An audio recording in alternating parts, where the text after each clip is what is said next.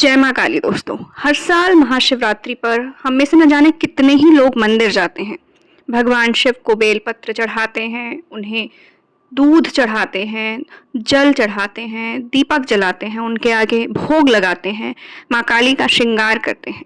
और ये सब करके हम सभी के मन को एक अलग ही तरह की खुशी मिलती है। उस दिन जैसे चारों तरफ खुशी का माहौल होता है।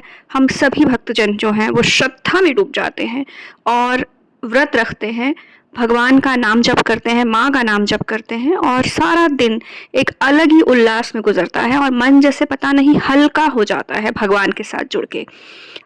ऐसा लगता है कि जैसे माँ और बाबा दोनों ही हमारे सभी संकटों को दूर कर देंगे और इस तरह से पूरा दिन भक्तिमय रहता है और हम सत्संग में लगे रहते हैं। लेकिन जैसे जैसे वक्त गुजरता है, शिवरात्रि का पर्व चला जाता है, फिर से अगले दिन उसी खेत में हम सभी का रास्ता हो जाता है। अगले दिन फिर वही गुस्सा, तनाव और जीवन के जितने भी असंतुलन है वो दोबारा से लौट आते हैं। क्या आपने कभी ऐसा सोचा है कि एक दिन हम भगवान के भक्ति में इतने खोए हुए हैं, जहां हमने शिव शक्ति का श्रृंगार किया, उन्हें सजाया, और वहीं दूसरे ही दिन कहीं ना कहीं हम फिर से अपनी उसी असंतुलित दुनिया में क्यों लौट जाते हैं? हो सकता है इसका कारण ये हो कि हमने बाहर से तो शिव और शक्ति को सजाया, लेकिन क्या हमने कभी अपने भीतर के शिव शक्ति को जगाने की और सजाने की कोशिश की? सबसे पहले हमें ये जानना होगा कि अगर हमें परमात्मा से जुड़ना है, और हम जैसे सभी आम लोग, तो बहुत से लोगों के लिए पूजा पाठ करना बहुत ज़्यादा ज़रूरी होता है, क्योंकि वो हमारा तरीका होता है अपने आप को माँ से जोड़ने का, परमात्मा से जोड़ने का। इसलिए जब हम कभी दीप जलाते हैं, पूजा पाठ करते हैं, तो स्पष्ट है कि हमारे मन को अच्छा लगता है, हमें स्थिरता मिलती है। जब हम मंत्र बोलते हैं तो हमारा जो ध्यान है ना, वो एक ही जगह टिकने लगता है, माँ के चरणों में आने लगता है। और जिस दिन हम मंत्र बोलते हैं, व्रत रखते हैं, माँ को याद करते हैं, त्योहारों पे हम खास तौर से अनुष्ठान करते हैं, तो उस दिन होता क्या है कि हमारा सारा ध्यान भक्ति में लगा रहता है। इस वजह से हम अपने आसपास की जगहों पे रिएक्शन कम देते हैं, हम लड़ते झगड़ते कम हैं, क्योंकि उस दिन हम ज़्यादा सात्विक हो जाते हैं और हमारा मन पूजा पाठ में लग जाता है। लेकिन हमें ये भी जानना होगा कि उस दिन ऐसा इसलिए होता है क्योंकि हम बहुत कॉन्शियसली, यानी कि ध्यान लगा करके, अपनी तरफ से ज़्यादा कोशिश करके, अपने भीतर जो शिव और शक्ति का जो एलिमेंट है, जो उसका स्वरूप है, उसको जगाने के लिए प्रयास कर रहे होते हैं। अब थोड़ा और आगे चलते हैं और सबसे पहले ये जानने की कोशिश करते हैं कि हम बार बार जब कहते हैं कि हम भगवान शिव की पूजा करते हैं, माँ शक्ति यानी कि माँ काली की पूजा करते हैं, तो आखिरकार हम ऐसा करके कर क्या रहे होते हैं? तो सबसे पहले जानने की कोशिश करते हैं कि हमारे शिव आखिर हैं कौन। जब हम ये जानने की कोशिश कर रहे हैं कि शिव क्या है और शक्ति क्या है, तो मैं उससे पहले ये कह देना चाहती हूँ कि ये मैं अपनी समझ के आधार पर कह रही हूँ।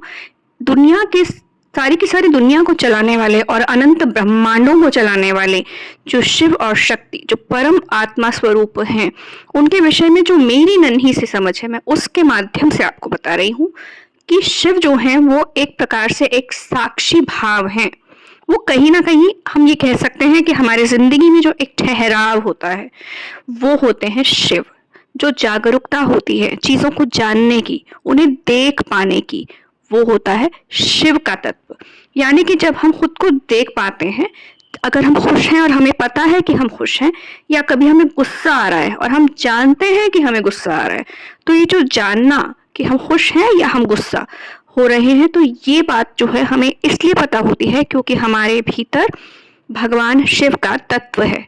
वहीं दूसरी ओर माँ काली कौन है? वो शक्ति स्वरूपा है, वो एनर्जी है ना।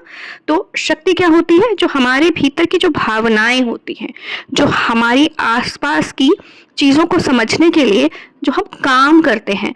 उदाहरण के तौर पर अगर मैं अभी बोल रही हूँ, तो ये बोलने का जो काम है, इसमें जो ऊर्जा लग रही है, जो शक्ति लग रही है, वही माँ काली है। जब हम अपनी ज़िंदगी में किसी तरह के कोई डिसीजंस लेते हैं, हम कोई काम करना चाहते हैं, तो वो निर्णय लेने की जो क्षमता, जो शक्ति होती है, वही होती है हम सबकी जगदम्बा माँ काली। और क्योंकि हम माँ की ऊर्जा को परमात्मा की चेतना से अलग नहीं कर सकते, इसी कारण हम एक संपूर्ण रूप में उन्हें शिव और शक्ति यानी कि अर्धनारीश्वर रूप में भी देखते हैं। यहाँ जहाँ पर माँ के बिना भगवान शिव पूर्ण नहीं है और शिव के बिना माँ काली यानी कि शक्ति अपने आप को संपूर्ण नहीं समझती है। तो ज़िंदगी में जब हम अपने आप को कभी कभी हमारा अहंकार मान लीजिए बहुत ज़्यादा आगे आ गया है, हमारे अंदर मैं की भावना ज़्यादा आ जाती है, मान लीजिए मुझे ऐसा लगता है कि सभी प्रकार के अपने आसपास के लोगों के लिए सारे काम केवल मैं करती हूँ, मैं अपने घर में सबसे ज़्यादा बलिदान करती हूँ, मैं सबका घर में ख्याल रखती हूँ, मैं बहुत ही ज़्यादा अच्छी हूँ, मैं ठीक हूँ, सब बुरे हैं, या मेरे ही अंदर सबसे ज़्यादा समझदारी है। यानी कि जब मेरे अंदर ये मैं का भाव बहुत अधिक आ जाता है तो उस समय हमें ठहर कर ये सोचना होगा कि मेरे अंदर शक्ति का तत्व तो है, ये जीवन जीने के लिए शक्ति का तत्व तो हम सभी के अंदर होता है, लेकिन वो सच्चे स्वरूप में माँ काली का तत्व नहीं है, क्योंकि ये जो शक्ति का तत्व है ये नेगेटिव रूप में मेरे अंदर है।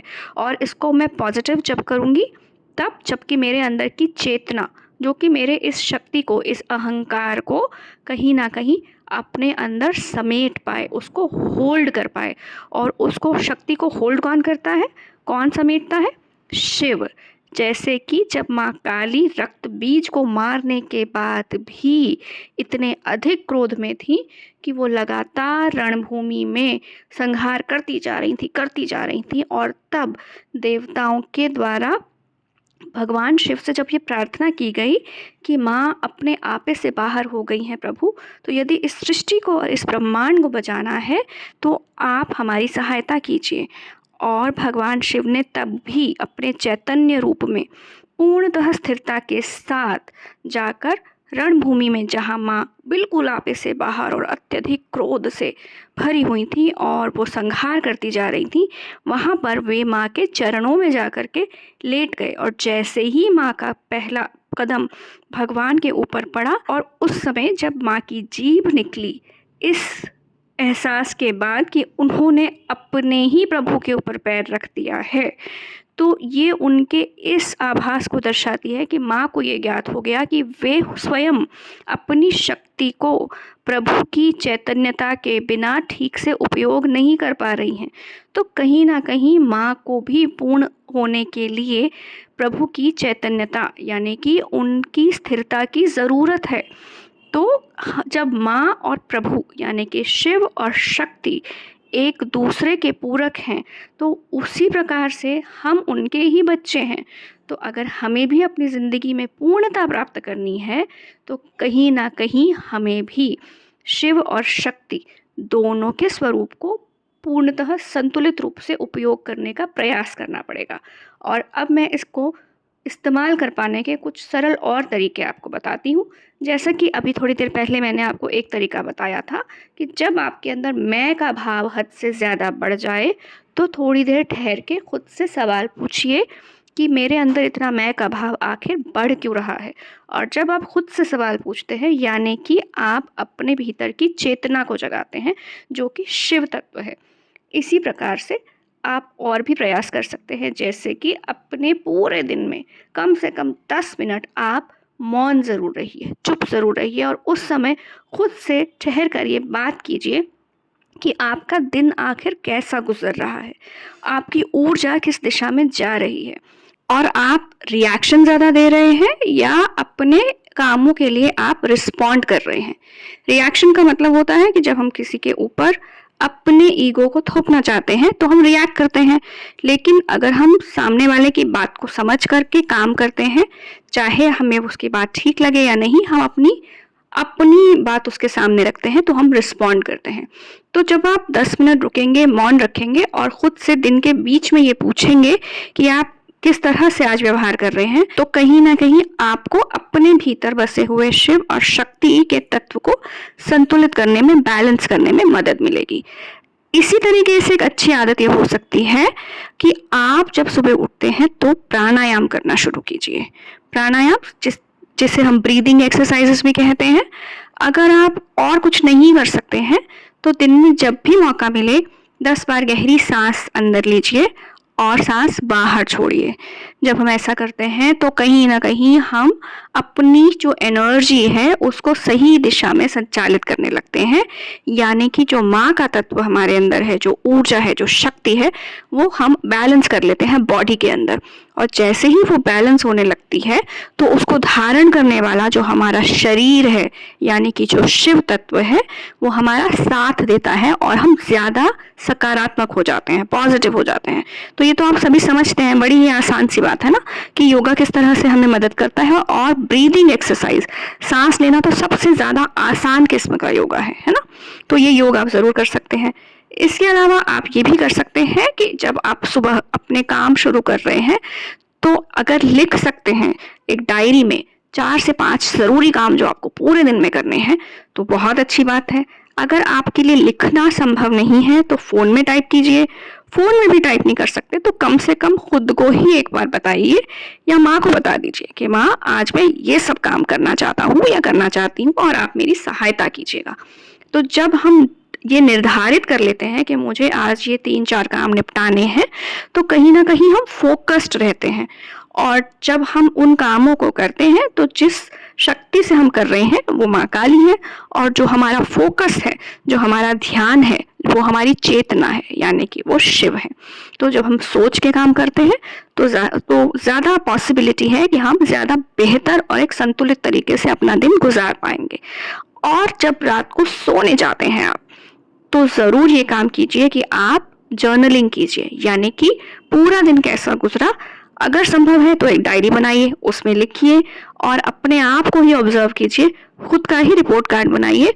और अगर संभव नहीं है कि आप डायरी नहीं बना सकते हैं तो आप कम से कम बैठकर मौन रूप से सोचिए ज़रूर कि पूरे दिन में आपने क्या क्या काम किए और आपने पूरे दिन में कैसा व्यवहार किया।